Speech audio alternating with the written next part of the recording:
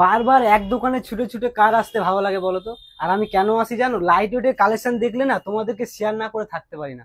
আবারও আমি চলে এসেছি মধ্যমগ্রাম মা মনসা জুয়েলার্সে। আজকে দিদি আমাকে ইনভাইট করেছে কিছু ইউনিক এক্সক্লুসিভ ডিজাইনের কালেকশন দেখাবে বলে। আজকে কিন্তু মাত্র নাকি 6 থেকে 7 হাজার টাকার মধ্যে পার্লের চোকার এসছে, যেটা তুমি নিজেও পড়তে পারবে এবং অন্য কাউকে গিফটও করতে পারবে। চলো বেশি কথা না বলে তোমাদের কালেকশন গুলো আমি দেখাই।